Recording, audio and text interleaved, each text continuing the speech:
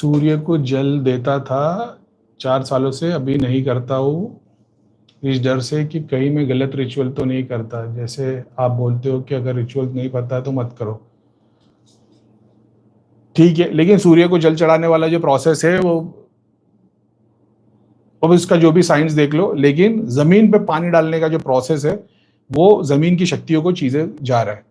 अब आप सोचोगे नहीं हम तो खाली देवता को ही दोगे, नहीं, इक्वल इंपॉर्टेंस है तीनों का। बस ये एक बात है कि एक डिफरेंस को समझना कि गृहस्थ लोगों के लिए अकॉर्डिंग टू वैदिक रिचुअल्स सनातन की सारी पहचान वैदिक से आएगी। अगर तुम सनातन बोलोगे तो शुरुआत वेद से हो जाएगी, क्योंकि वेद वो फर्स्ट स्क्रिप्चर है तुमको सनातन के बारे में बता लगता है। तो क्या वेद से पहले इंसान नहीं थे, उनके रिचुअल्स नहीं थे, बहुत सारी चीजें थी ना, सनातन नहीं थी वो। एक बात को समझो, जैसे अभी हम बोल देंगे कि ब्रह्मा जी ने तो 15 करोड़ साल पहले सूर्य को बताया था, और फिर उसके पहले कृष्ण ने बताए थे, तो वो तो 25,000 करोड़ पहले के साल के, अब वो बातें जाने देते, ठीक है। मैं बात कर रहा हूँ ऑथेंटिक बुक की डेट के हिसाब से समझने की बात, ठीक है। तो 25 करोड़ साल पहले सूर्य को बताए थे सूर्य देव ने, फिर बाद में वो वेद आए थे, वेद वो हॉर्स गॉड जो अश्विन से वो लेके वापिस ब्रह्मा जी दानव लेके चले गए, तो उन्होंने लेके वो सब जाने देते, ठीक है, पुराण की बातों को जाने देते। हालांकि सब सही है, मैं मना नहीं कर रहा, लेकिन एक डेट के हिसाब से बांधने, जिससे तुम्हारा जन्म पहले भी तो हुआ था, तो ये वाली बर्थ डेट क्यों इंपॉर्टेंट है तुम्हारे लिए? क्योंकि ये वाली बॉडी में इस डेट पे आए हो ना, क्योंकि आत्मा तो है, कृष्ण तो बता रहे आत्मा तो हर लाइफ में ही, तो इसके पहले कुछ और थे, उसके पहले कुछ और थे, तो क्यों पंडित जी ने आपको बताया कि आपकी जन्म कुंडली इस हिसाब से बनी है? क्यों इस जन्म की बात हो रही, फिजिकल बॉडी, समझ रहे हो? मैं वैसी बात कर रहा हूँ। तो जब जानने की बात करेंगे, रिचुअल्स की बात करेंगे, तो जब पीछे जाओगे तो तुम वेद से पीछे नहीं जा सकते। वेद सबसे सोर्स आ गया हिंदू सनातन सिविलाइजेशन में। दूसरी सिविलाइजेशन में दूसरी किताबें मिलेगी, मैं उसकी बात नहीं कर रहा। मैं हिंदू, अपनी पब्लिक ज्यादातर हिंदू है, मुस्लिम है, इंडिया वाले, तो मैं उसकी बात करूं।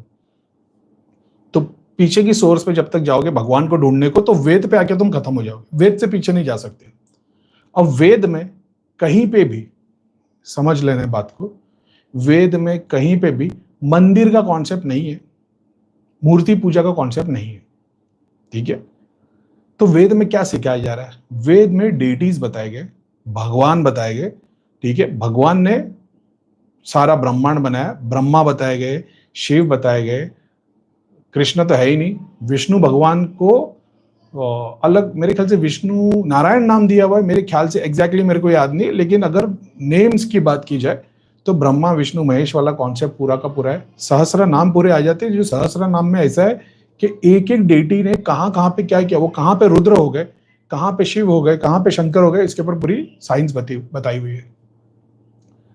उसके बाद में अलग अलग डेटीज के बारे में बताया गया, कॉस्मिक डेटीज के बारे में, वर्ल्ड के डेटीज, अर्थ के डेटीज, प्लानिट के डेटीज। जैसे प्लानिट के डेटीज नवग्रह है, उस प्लानिट में समंदर है, तो सागर भी एक डेटी है, समझ रहे हो, यानी देवता। पीपल का झाड़, आम का झाड़, लौंग इलायची किशमिश और जंगल के डेटीज, ये अब इन डेटीज को सबको भगवान ने अपने अपने कार्य दे दिए। उसमें से हम लोग एक है इंसान, इन सारों को अपने अपने कार्य दे दिए। और भगवान का कॉन्सेप्ट ये है कि तुमको इस हिसाब से ये सारी सृष्टि काम करती है, ठीक है। अब ये भी समझना कि वेद भी किसी इंसान ने लिखे हुए, उसने सारी स्टडी की उसको, अब वो ठीक है, फिर अपन भटक जाएंगे कि भगवान लाके उसको बताया और उसने लिखा है, ठीक है, उस बात को मान लेते, वेद व्यास ने लिखे हुए। वेद व्यास एक सिंगल पर्सन नहीं है, एक आत्मा है जो नॉलेज देती है। सेम चीज वही कॉन्सेप्ट खिजर अलैहिस्सलाम का इस्लाम में, तो मैंने बताया द गॉड ऑफ नॉलेज हर सिविलाइजेशन में मौजूद है, हमारे यहाँ पे उसको वेद व्यास के नाम से बताया गया। ले लेते कि इंडिविजुअल आइडेंटिटी, उससे कोई प्रॉब्लम नहीं, मैं तो उसको एक आत्मा गिनता हूं, नॉलेज के गॉड। अब वेद व्यास के थ्रू वो सारा अपने सामने आ गया। अब वो भगवान को पूजा कैसे जाए, तो अकॉर्डिंग टू वैदिक हिसाब से रिचुअल्स बताए गए, ठीक है। अब वहां पे क्या बोलते हैं, कोई मूर्ति नहीं है, कोई मंदिर नहीं है, कॉस्मिक डेटी है, ठीक है, नेचर डेटी है, तुम्हारे अंदर में डेटी है, शरीर के अंदर और बाहर, इनको पूजने के रिचुअल्स बताए गए, ठीक है। जैसे तुम फोन पे किसी को बात कर रहे हो, तो वहां भी फोन चाहिए हाथ में, यहां भी फोन चाहिए, यहां भी माइक और स्पीकर है, वहां भी माइक और स्पीकर है। तो तुम्हारे अंदर जो देवी देवता है, बाहर भी देवी देवता है, अंदर वाले से बाहर कनेक्शन वही बना सकता है, ठीक है। इसका एक लॉजिक जाने दो, उसमें नहीं पड़ता, ठीक है। तो बॉडी के अंदर सारे के सारे डेटीज है, बाहर भी है, उसको पूजने के लिए रिचुअल्स बताए गए, daily rituals, weekly rituals, monthly rituals, yearly rituals. और इतना कॉम्प्लेक्स साइन है, कॉम्प्लेक्स बोलना गलत हो जाएगा, कॉम्प्लेक्स जाने जो समझ में नहीं आता, सिस्टमैटिक है, इतना साफ तरीके से सिस्टमैटिक है, लेकिन उसको समझना मुश्किल है, क्योंकि जो वेद के जानकार है, अब वही है कि अपन पंडित और वो लोगों से सीखने के लिए जाएंगे तो फिर उनकी दुकान अलग चलती है। लेकिन मान लो अगर कोई स्कूल का प्रोफेसर या टीचर है जिसका तुम्हारे इंडिविजुअल टीचिंग्स में बेनिफिट नहीं है, वो एक जैसा मैं पूरे ग्रुप को एक साथ सिखा रहा हूं, ऐसा नहीं है कोई इंडिविजुअल मेरे को पैसा देगा तो इसको अलग साधना सिखाऊंगा, ऐसा नहीं है। उस जगह पे अगर कोई मान लो कोई प्रोफेसर है, वो अगर सिखाए ना तो बहुत सारे लोगों का भला हो सकता है। अभी अपन पंडित जी के पास जाएंगे तो कोई वैष्णव वाला, कोई शिवायत वाला, समझ रहे हो, वो ऐसा होना चाहिए जो धर्म के परे होना चाहिए। तो उसको इक्वल इंपॉर्टेंस देगा कि जहां पे शिव जी को विष्णु भगवान ने पीछे कर दिए, तो वो जो शिवायत वाला वो नहीं मानेगा, वो बोलेगा अरे भाई विष्णु भगवान ने शिव जी को पीछे नहीं गए, शिव जी खुद पीछे हो गए, ठीक है। तो वो सिचुएशन, बात को समझना, बात की बहुत गहराई है। क्योंकि विष्णु वाला विष्णु साइड लेके बोलेगा, शिव वाला शिव साइड बोलेगा, काली माता वाले बोलेंगे, शक्ति वाले बोलेंगे, ये दोनों कुछ काम ही नहीं कर सकते जब तक शक्ति नहीं होती। तो शक्ति का ही स्वरूप था कि विष्णु बन के उसने शिव को पीछे की, अपनी शक्ति को अपनी शक्ति ने पीछे कर दी। तो ये नहीं चाहिए अपने को, ये पूरा का पूरा साइड हटा दो। सिर्फ चाहिए अपने को सामने जो बायस्ड होके बता सके। अब इसके अंदर जो रिचुअल्स आएंगे तो कैसे आएंगे मालूम है, कि तुम्हारी जनवरी 1 से लेकर, एक्चुअल में तो क्रिश्चियन डेट तो काउंट ही नहीं होगी, लेकिन सिंपल रखने के लिए जनवरी 1 से लेकर दिसंबर की 31 तक के सारे रिचुअल्स है, ठीक है। अब ये किसके लिए, सब लोगों के लिए नहीं, ग्रस्त लोगों के लिए अलग रिचुअल्स है, ठीक है।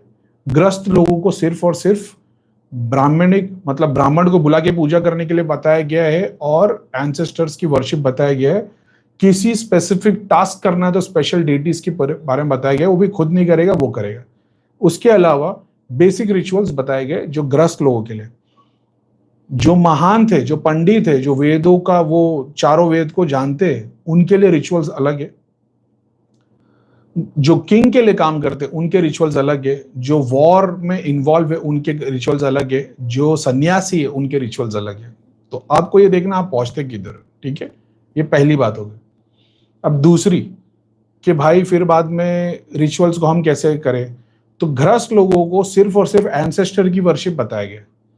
अब बोले मात तो बात सही है, ठीक है, फिर वही कर लेते। अब तकलीफ की बात भाई ये है कि जैसे तुम इस लॉजिक को समझने लगते हो ना, तुम सीधे सीधे एक बंदे के वो हो जाते हो, जैसे कैसे बोलेंगे उसको, एक बंदे के भरोसे हो जाते हो। तुम खुद से नहीं कर सकते, फिर तुमको एक पंडित जी चाहिए।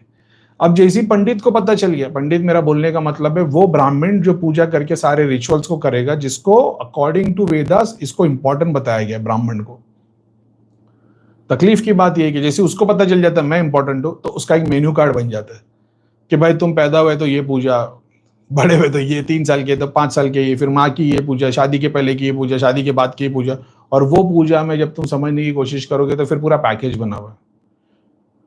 फिर उसके बाद में आता है ये सारे चीजों में जो ऋषि मुनि टाइप के थे, उन्होंने देखा कि आडंबर चल रहा है, तो वो थोड़े से गांव के बाहर आ गए, ठीक है। अब जो गांव के बाहर आ गए, फिर उनके यहाँ पे हो गए वो गुरुकुल वाला सब, वहां पे चलने लगी स्टडीज। अब यहाँ पे आ जाता है ज्ञान उपनिषद का। अब उपनिषद में फिर टीचिंग्स है कि भाई जब देवता और सारे रिचुअल तो फिर रावण ने पूरा किए तो फिर क्यों नहीं हुआ, राम जी तो नहीं किए। अब ये सारी चीजें आना शुरू हो गई। कुछ 2-5 हजार साल के बाद में फिर चेंजेस आए हो गए, वगैरह वगैरह वगैरह। रिचुअल्स पीछे हटते चले गए और भक्ति मार्ग आना शुरू हो गया। भक्ति मार्ग भी 4th तक आया है एक तरीके से। मान लो उसके लिए उन लोग बोलते कि सतयुग था, यहाँ पे वैदिक रिचुअल्स चलते थे, और फिर बाद में त्रेता आया, फिर द्वापर आया, आगे पीछे होगा शायद तक। तो फिर हवन लगते थे, और फिर सतयुग में तो सिर्फ भगवान को बोलते भगवान सामने आ जाते थे। त्रेता में शायद हवन करना पड़ा, द्वापर में कुछ और, कलयुग अभी नाम जाप है, वो पूरा प्रोसेस आ गया। लेकिन इतना समझो कि जब वेद से जानने की कोशिश करोगे तो ना मंदिर मिलेगा, ना डेटी मिलेंगे, ना वो, फिर वो 3 डेटी आ जाएगी, ब्रह्मा विष्णु महेश, उसके अलावा नहीं। अब अगर आप इंडिया के अंदर रह रहे हो और आपको पता है कि जब अकॉर्डिंग टू नहीं, लेकिन जब तुम ज्यादा की जब कृष्ण वर्शिप के बारे में आओगे तो फिर ये आ जाता है ब्राह्मण, क्षत्रिय, वैष्णव और शूद्र। समझ रहे हो? तो शूद्र मंदिर नहीं बना सकता, उसके अंदर पूजा नहीं कर सकता, ना क्षत्रिय कर सकता। अब भगवान ने तो कर दिया ना इंटरफियर, भगवान ने बता दिया नहीं, ब्राह्मण मेन है और क्षत्रिय प्रोटेक्शन करेंगे और जो वैष्णव है वो बिजनेस करेंगे, शूद्र काम करेंगे। तो जो नीचे के कास्ट का, इनका ऐसा मानना है हमारा भगवान नहीं हो सकता क्योंकि इसने डिवाइड कर दिया। समझ रहे हो? अब इनको तो भगवान चाहिए, इनके लिए कौन आएगा? तो ब्रह्मा विष्णु है तो पूरे के पूरे वैदिक रिचुअल। अब यहां आ गए बहुत सारे देवी देवता। समझ रहे हो? तो इसलिए बहुत सारी जगह पे जैसे देवी देवता को ऊपर का स्थान दे दिया गया, भगवान से भी ऊंचा, क्योंकि भाई तेरे तो स्पेशल बने हुए ना, तू हम पे तो कभी ध्यान देने वाला नहीं, तो हम वो है जिसपे हमारा कोई ध्यान दे रहा है, तो वो लॉजिक लागू हो जाता है। अगर बात कर लिया जाए ना कि सबको एक कर दिया जाए सारा हिंदू, वो कभी होगा ही नहीं। समझ रहे हो? जैसे तुम्हारी बॉडी पूरी की पूरी एक हो जाए, हाथ पैर आंख नाक मुंह कान सब अलग अलग है ना, सब एक हो जाए, नहीं, भगवान ने सबका इक्वल इंपॉर्टेंस बताया, बात वो आ गई। अब उसके अंदर वैदिक रिचुअल्स के हिसाब से जाओगे, यहाँ पे कुछ भी नहीं आएगा तुम्हारे को शिवलिंग पे जल चढ़ाना, क्योंकि शिवलिंग ही नहीं है, मंदिर ही नहीं है वेद के अंदर। समझ रहे हो? शिव है, शिवलिंग नहीं है, वो मंदिर नहीं है, डेटीज नहीं है, रिचुअल्स नहीं है। अब ये वैदिक पूरा का पूरा हट गया।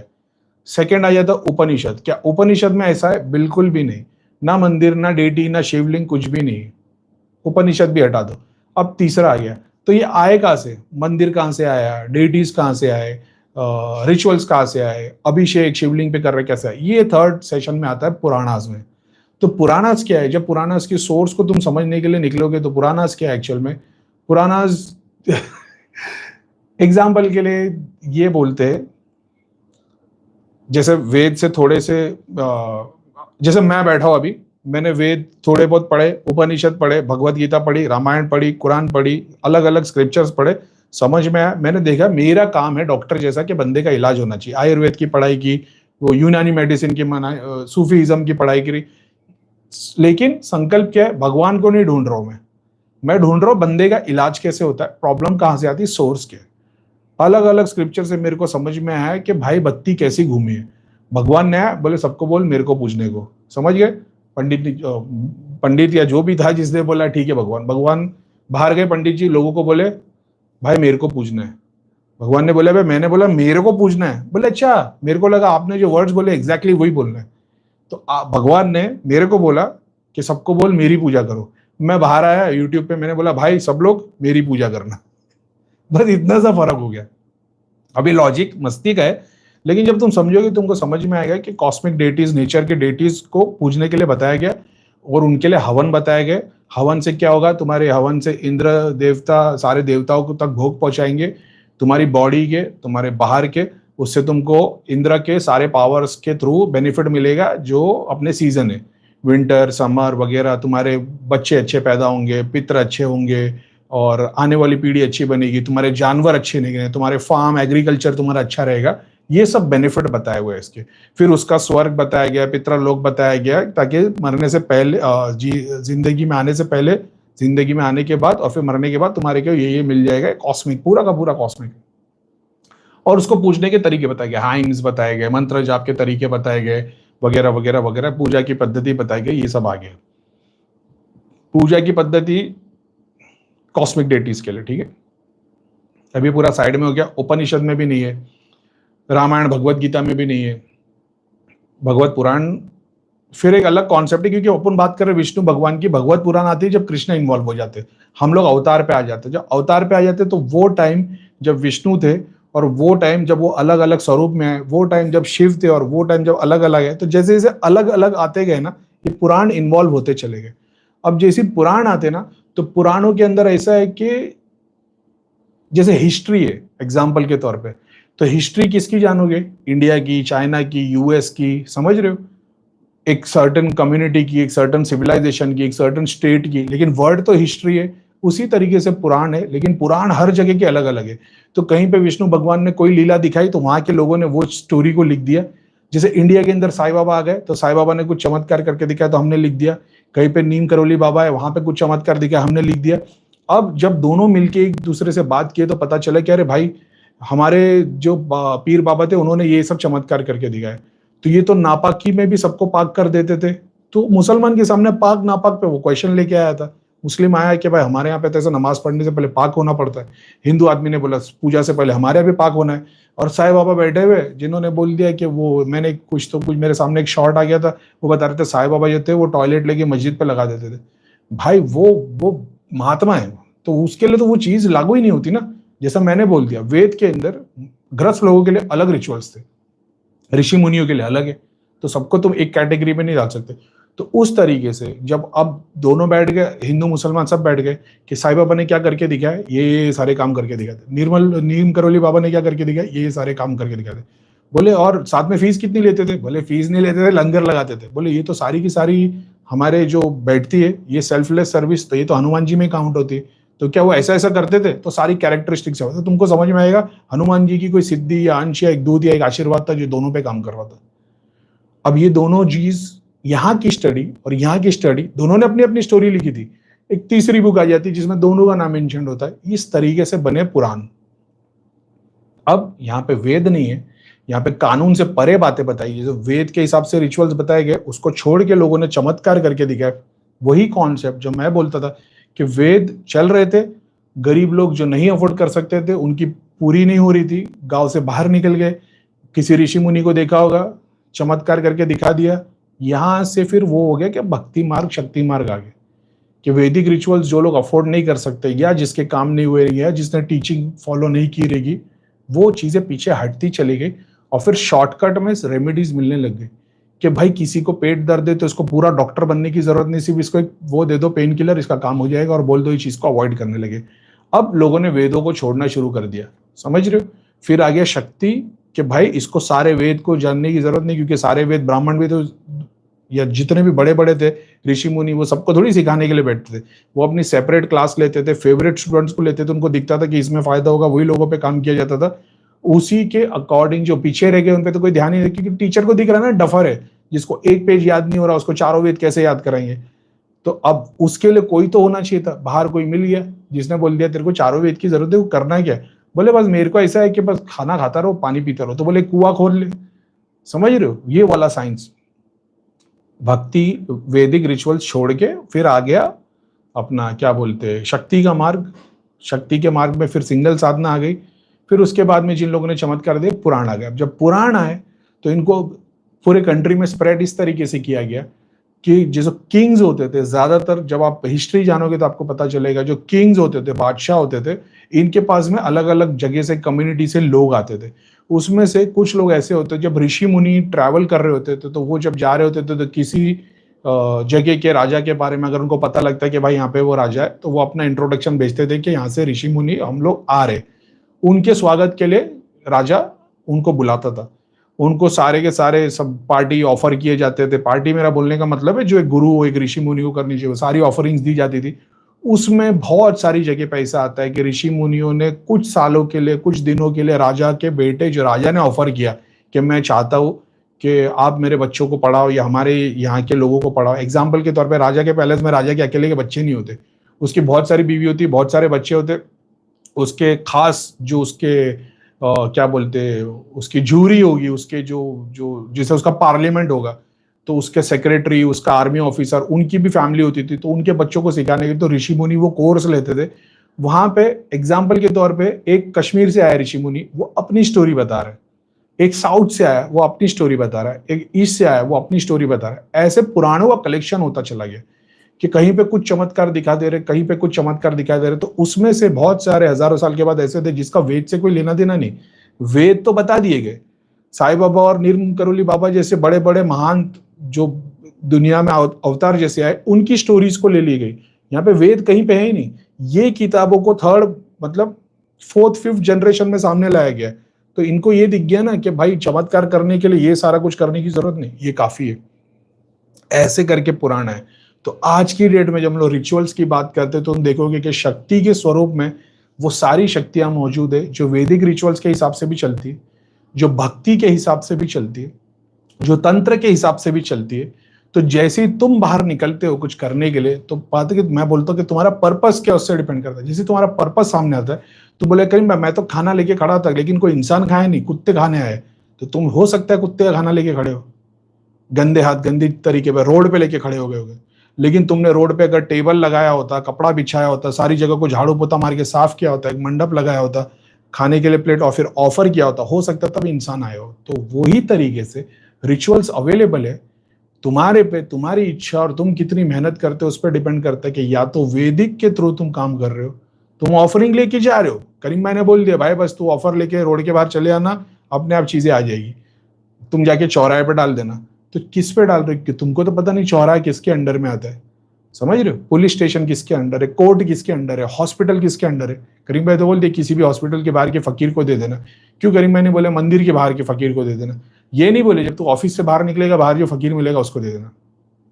एग्जाम्पल के तौर पर जब मैं बोल रहा हूँ किसी को तकलीफ है हॉस्पिटल में, उतारा करो, बाहर किसी फकीर को दे देना, यानी कोई भी गरीब या फकीर या कोई भिखारी या कोई जरूरत उसको दे देना।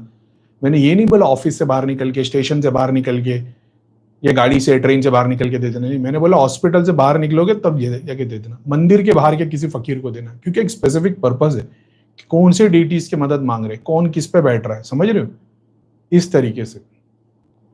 तो तुम जब बाहर निकलते हो कि मेरे को कोई साधना करनी है, कोई भगवान करना है, कुछ करना है, तो वो ऑलरेडी सब जगह पे अवेलेबल है, वैदिक भी, भक्ति का भी, तंत्र का भी, समझ रहे हो? अब तुम्हारे सामने एक कोई गुरु आ गया जो बोल रहा नहीं नहीं सब एक ही है, भगवान की नजर में सब एक ही है, वेद भक्ति शक्ति तंत्र कुछ भी बोल लो सब उसी की तरह। ये एग्जैक्टली वैसा जिसे कोई बोलते अरे भाई गवर्नमेंट एक ही है, तुम चाहे हॉस्पिटल में डोनेशन चढ़ा दो, चाहे पुलिस स्टेशन में चढ़ा दो, चाहे कोर्ट में चढ़ा दो, चाहे आर्मी के नाम पे कर दो, जाता गवर्नमेंट को ही है, ठीक है, एकदम बराबर बात है। तुम्हारा पर्पस कहां से पूरा होने वाला है? तुम्हारे घर पे बीमार है, तुम जाके डोनेशन जाके आर्मी में दोगे, पुलिस स्टेशन में दोगे कि हॉस्पिटल में दोगे? तो भक्ति के स्वरूप में भगवान को पूजने के लिए हाँ कोई रिचुअल्स नहीं है, लेकिन तुमको वो चाहिए कि मेरे को भक्ति भी पता होना चाहिए कहां से कैसी मिल रही है, इसलिए फिर सब चीजें इसके लिए बोलता हूँ सही रिचुअल्स फॉलो करो। फॉलो करने के लिए क्या, भगवान को ढूंढने के लिए नहीं, तुमको पता होना चाहिए तुम क्या कर रहे हो, सही रिचुअल्स। मैं कभी कभी देखता हूँ, एक कोई तक मैं एक इंटरव्यू देख रहा था किसी का भगत का, किसी गुरु ने उसको ऐसे ऐसे चैलेंजेस दिए, और चैलेंजेस नहीं बल्कि बात ऐसी है कि उस गुरु ने उसको फॉलो किया था। जैसे किसी गुरु ने बोल दिया कि तेरे को मेरे लिए एक शॉल बनानी पड़ेगी, वो शॉल शीप के बाल की होनी चाहिए और वो बाल तो को उखाड़ा हुआ नहीं होना चाहिए, तो जो जमीन पे गिरा हुआ रहेगा उसी को उठाना, उसी को धागा बनाना, उससे मेरे को एक वो शॉल या आसन बना के तेरे को लेके आना है। तो उसके गुरु को 40 साल लगे थे वो करने को, समझ रहे हो? और वो बंदे को 12 साल हो गए थे और उसने इतना कुछ जमा कर लिया था कि इतना सा कपड़ा बन पाए, इतना जमा किया था। सोचो उस बंदे की जिंदगी। अब वो है भक्ति स्वरूप में भगवान, वो इम्तिहान ले रहा, वो अलग ही परसेप्शन है, लेकिन फिजिकल वर्ल्ड में फिजिकल मैनिफेस्टेशन की अगर बात की जाए 1 to 1 की, उसकी जिंदगी वेस्ट हो गई, समझ रहे हो? हर कोई ऐसा चैलेंज नहीं कर सकता, एक्सेप्ट नहीं कर सकता, ऐसी बात है।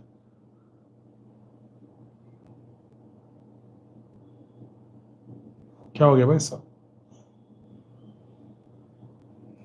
तुम क्या बोलते जा रहे हो और क्या साउंड नहीं आ रहा है क्या? Hello mic check 1 check 1 2 3 4 5 6 7 8 9 10। Hello mic check 1 2 3 4 5 6 7 8 9 10।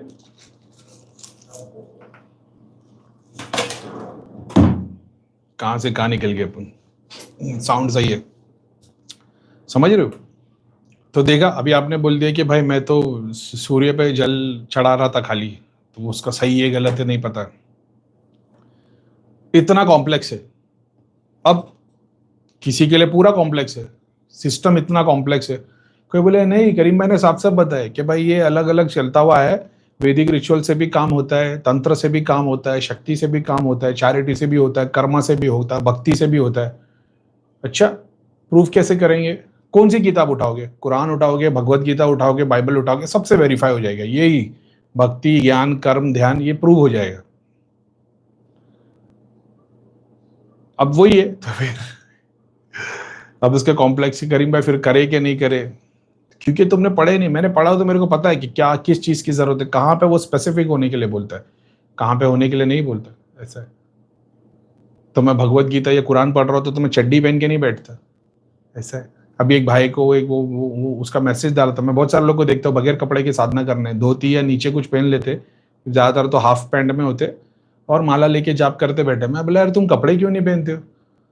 तो अभी उन्होंने मेरे को मैसेज लिख के डाला कि अरे भैया अभी कहाँ तुम भक्ति पूजा के अंदर कपड़े लेके आ रहे हो।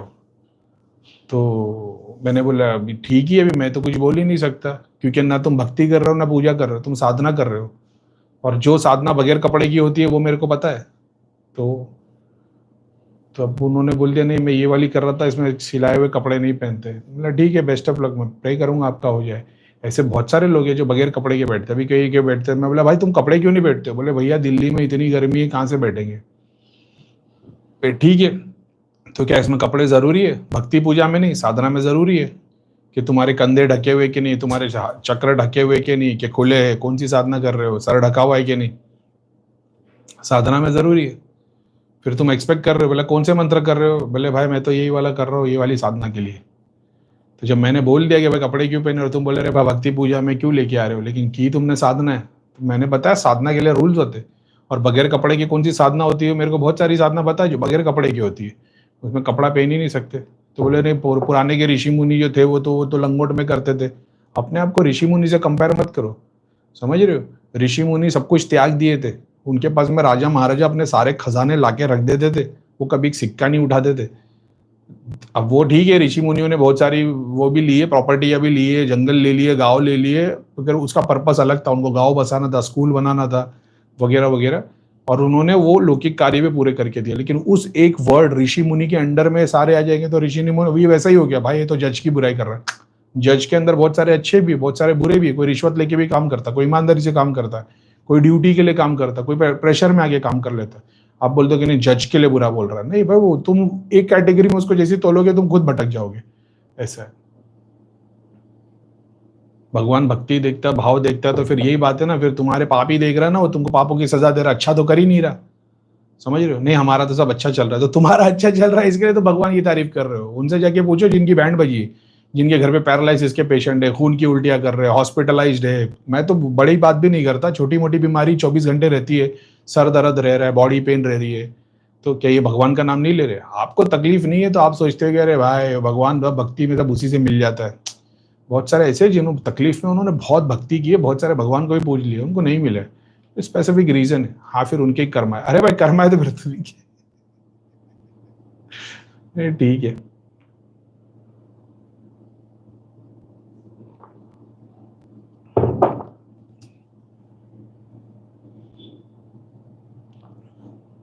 और इसी के ऊपर अभी अभी ना मैं 1-to-1 में बैठा हूँ ना, अकेला बोल रहा हूँ, और मैं जितना देख रहा हूँ ना, अभी तो मैंने स्क्रॉल चालू किया, ऊपर तो स्टॉप करके रखा था मैंने,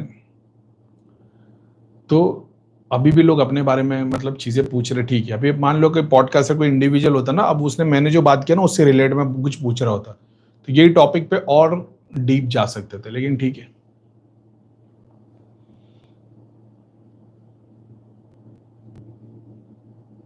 तो मैं भी बहुत बार पुराने वीडियो में बोलता हूँ कि नहीं क्या बोलते हैं, टेक्निक टेक्निक इंपॉर्टेंट है, अगर रिचुअल्स नहीं पता है तो मत करो।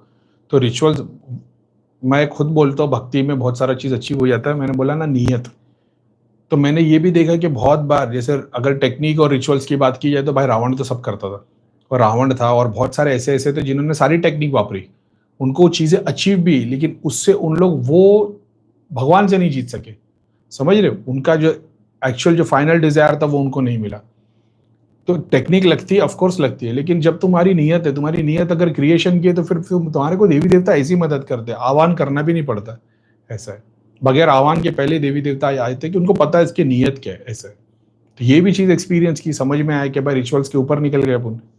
सेम चीज भगवत गीता में निकली कि ये जाप ध्यान हवन से करने के बाद में मिलता, और जिसको मैं मिल जाता हूँ उसके ऊपर रिचुअल्स लागू नहीं होते। तो अपन ने दोनों चीजों को एक्सपीरियंस किया, पहले वाले को भी, इस वाले को भी, लेकिन खुद से नहीं मान लिया। भगवत गीता में पढ़ा तब माना कि नहीं यार, जब कृष्ण खुद बता रहे कि जाप ध्यान हवन पूजा के बाद में मिलता है, और जब मैं मिल जाता हूँ उसके बाद में रिचुअल्स उसके ऊपर लागू नहीं होते, तो अपन ने उस चीज को अचीव कर लिया। तो फिर दोनों तरीके से बोल सकते हैं।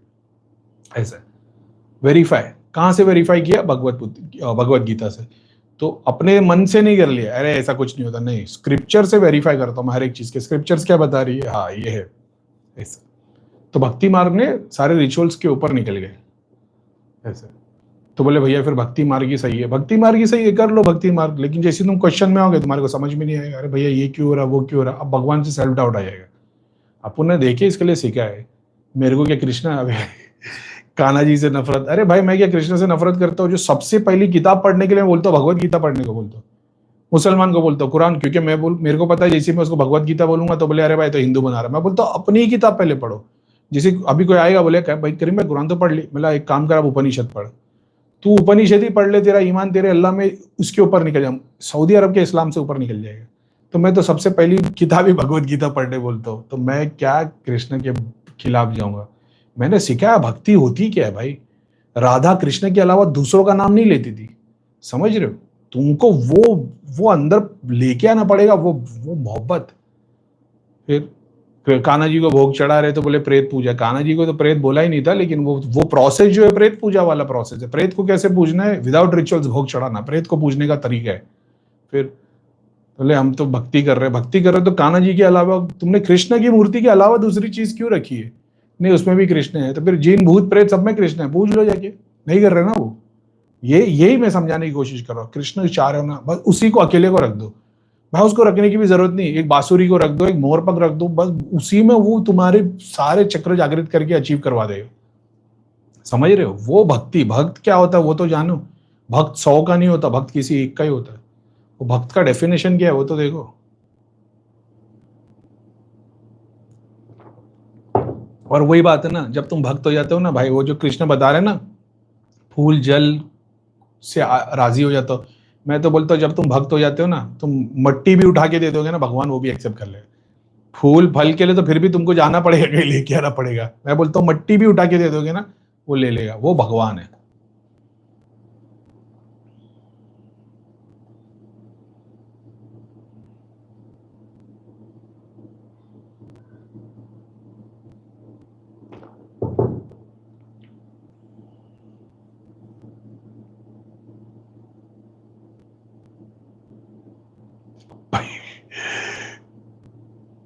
भैया घर के सेंटर में पाठ कलश और उस पर नारियल अच्छा दिखना क्या अच्छा है या नहीं? अच्छी बात।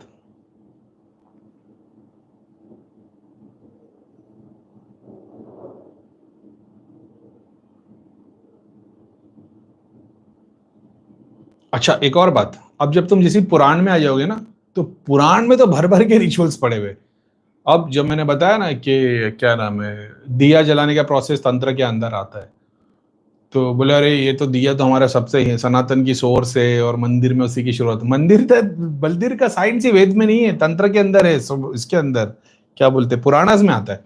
और जब तुम पुराण पढ़ते हो तो फिर एक एक डेटीज के बारे में बताए, शिव जी, विष्णु भगवान। और मैं बोलता हूँ ना तुम्हारे को, साउथ में चले जाओगे ना भाई, कृष्ण इंपॉर्टेंट है ही नहीं, विष्णु मेन है। उन लोग का ऐसा मानना है, तो तुम जैसी कृष्ण वर्षिप भक्ति स्वरूप में जाओगे साउथ में, साउथ से मेरा बोलने का मतलब ये है, ऐसा नहीं पूरे साउथ में कहीं भी जाके पूछ लो, जो भगवान जो रिचुअल्स जानता है वो कृष्ण को नहीं, वो विष्णु को वर्शिप करता है, और विष्णु के रिचुअल्स के हिसाब से वर्शिप करता है अकॉर्डिंग टू पुराणास। शिव पुराण, विष्णु पुराण, भगवती पुराण, देवी पुराण, हर एक डेटीज के अलग अलग रिचुअल्स है। मंदिर बनाने की टेक्निक, किसका मंदिर है, समझ रहे हो? भगवान का है, देवता का है, किस लिए बन रहा है, गांव के लिए, सृष्टि के लिए, किसी संकल्प के लिए, राजा का बना है उसकी रियासत के लिए, अलग अलग रिचुअल्स, अलग अलग टेम्पल के, उसका साइंस, उसका डायरेक्शन, ये कौन से का बन रहा है, माता का बन रहा है, शिव जी का बन रहा है, शिव जी के रूप का अवतार का बन रहा है, तो वो कौन से डायरेक्शन का होगा, कितने पिलर लगेंगे, कितनी बड़ी बाउंड्री होगी, एक एक साइंस बताया गया है। सीढ़ी कितनी होगी, सीढ़ी से छत कितना होगा, छत से जो ऊपर का जो गुंबद है वो कितना होगा, समझ रहे हो? छत के गुंबद की कितनी बड़ी साइंस है, 3 चक्र का है कि 5 चक्र का है, 7 चक्र का है, 21 चक्र का है, अलग अलग वो उसके कॉन्सेप्ट है, वहीं तक काम कर पाता है ऐसा है। फिर जो डेटीज रखेंगे तो किसके लिए रखेंगे, एग्जाम्पल ले लो कृष्ण के लिए, तो कौन सा कपड़ा लगेगा, ज्वेलरी तो गोल्ड ही बताइए, समझ रहे हो? फिर अलग अलग आता है कि भाई तुम डेटीज का बना रहे हो तो उसमें क्या है, देवी का बना रहे हो तो क्या है, सिंगार के लिए क्या है, फिर वो पूरा साइंस। और फिर जब पढ़ोगे तो फिर तुमको समझ में आएगा कि जैसा अलग अलग मठ संप्रदाय चाहे वो हिंदू हो, मुसलमान हो, सिख हो, सब अपना अपना मठ संप्रदाय बना रहे। फिर वो सबसे मदद मांगते हैं कि हमको बनाना है भगवान वाला काम, फिर सब डोनेशन लेते। डोनेशन के बाद में फिर वो बन जाता है, और वो बनने के बाद में फिर वही जिनको तुमने सेलेक्ट किया है गुरु या नाम पे, जैसे पॉलिटिशियन, फिर वो अपने कानून तुम पर लागू करते। जिसकी मदद से वो मंदिर बना, वो पार्लियामेंट बना, वो नेता बना, कल वो नेता तुम पे आके कानून लगाता है कि नहीं तू अपने घर में नहीं रह सकता, तू ये नहीं कर सकता। इसलिए फिर बहुत सारे पुराण पीछे चले गए ऐसे। इसलिए मैं बोलता हूँ पुराण पढ़ो, लेकिन उसको मॉरल वैल्यूज की तरह पढ़ो। उसको टेक्निकलिटी में जाओगे तो तुम भटक जाओगे, कहाँ पे क्या करना है कहाँ पे नहीं करना। तो मैं हमेशा बोलता हूँ कि पुराण पढ़ो, लेकिन उसकी टेक्निकलिटी में सही गलत में मत जाओ। मॉरल वैल्यू समझो कि क्या समझाने की कोशिश कर रही, तुम्हारी जिंदगी सफल हो जाएगी। और जैसे तुम उसकी टेक्निकलिटी में जाओगे तो फिर वो मंदिर के पंडित जैसे हो जाओगे, जो सुबह से रात तक पूजा करता है, लेकिन रात में उसकी नींद नहीं आती कि भाई यार बच्ची की फीस नहीं हो रही, कैसे भरूंगा मैं। सेम चीज जो मस्जिद का मौलाना 5 टाइम की नमाज पढ़ाता है, लेकिन रात में वो परेशान होता है कि भाई कैसे हो पाएगा, खर्चे कब तक ये काम चलेगा। एग्जैक्टली वही होगा।